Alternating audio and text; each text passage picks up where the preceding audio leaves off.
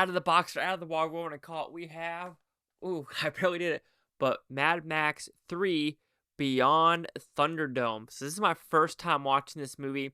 I either hear that people either love this movie or they think it's the weakest of the bunch. It is a weird one. Let's talk about it.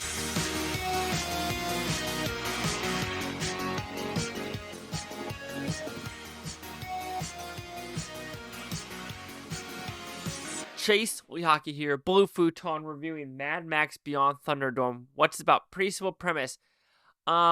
Is it though? Basically, Mad Max. Let's see what the back says. Two men enter, one man leaves. That is the law of Barton's Thunderdome Arena.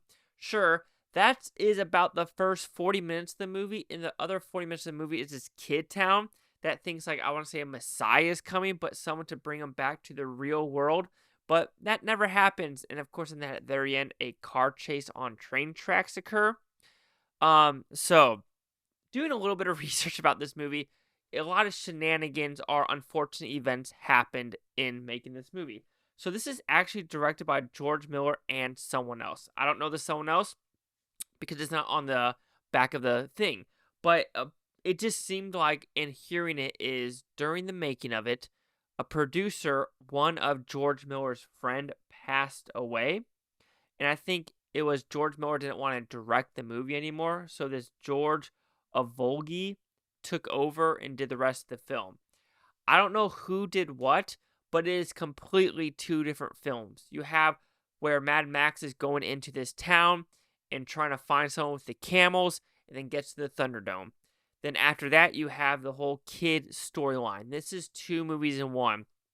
I heard the writing was all over the place of it was supposed to be two movies, and this was supposed to take place kind of in its own little universe and not in the same one as this. Mel Gibson's character is different. The whole look of the movie is different. This came out the same year as The Goonies, so this is 1985, and that's the best way to call this movie is The Goonies in the Mad Max universe. And I personally did not like this movie. It's kind of weird because I read the critic consensus a little bit and it said like amazing car chases. Yes, they were fine at the end. However, the real stunt work was this guy hanging off a pole over an overpass and like doing these crazy stunts to try not to get hit by other poles or quote unquote poles, and that was cool. So that was the fun part of this movie, was the actual stunts that were occurring. Other than that, yeah, you could say Mel Gibson did a good job. Looks like he did a lot of his stunts in the Thunderdome, which was cool. But I just think this is a convoluted freaking mess. The directing all over the place. The writing all over the place. The storyline is all over the place. This is what you call two movies in one, and that is not a good thing. I'm fine with having two movies in one for being an anthology or having some connection to it.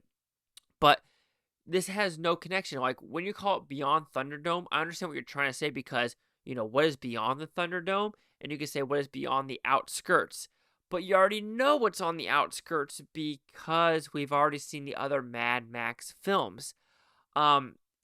So this is just a weird movie that I'm shocked it actually got released because of the producer dying. Because of George Miller not wanting to kind of do this movie and then having two directors. I don't know. It's just after watching these back to back to back, it does not flow. There is no cohesion. There is no like rhyme or reasons for why this to even exist. Even at the very end or in the very beginning, there's a kind of a storyline with the guy with the pilot that is the same actor, but it's actually confusing because they don't recognize each other. So I don't know. I don't know because then when I remember the second one, there's the voiceover of the kid, the feral kid, but it's like it almost disappears in this movie. So like I said, when I was reading about this, it just heard that they wanted to make something completely different, sure, like a spinoff, and that is kind of what Furiosa / Fury Road seemed like it wanted to be, and it feels like Thunderdome tried to do that in the 85s, but it didn't work. I'm also shocked this is PG-13. Not shocked that it's PG-13, but in Canada this is 18A. How is this 18A in Canada? I don't remember having any language, no blood, no ridiculous violence in this movie. It was So tame and shockingly bland. So overall, Mad Max Beyond Thunderdome is a very confusing mess of a movie. 2 directors, 2 writers, 2 different stories. It doesn't coheve. Coheve.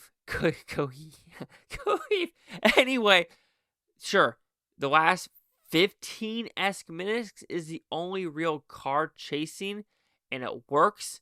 But other than that, I didn't know what this movie was trying to do. So Mad Max Beyond Thunderdome will receive a 2 out of 5 of Futon, so equals at 40%. So see the critics and user scores gave this one. Critics a 79% with 56 of them. Audience score in 49 with over 50,000 critic consensus. Beyond Thunderdome deepens the Mad Max character without sacrificing the amazing vehicle choreography and stunts that made the original memorable. Huh? Do we watch the same movie? Amazing vehicle choreo. That's like comparing, like, I don't know, like a WNBA team to an NBA team. This is a WNBA thing when you watch the choreograph, but then when you watch the second and first one, it is an NBA All-Star team. It doesn't match. And then it doesn't deepen the character. Did I watch the same movie? 49, 79, 40. Chase out here, the Blue Futon. Comment, subscribe. One more thing, Futontopia. You Blue Futon say watch a great down. Watch state tomorrow, week from a month, or a year from every single one of you. I'm kerfuffled. Kerfuffled is the word of the day.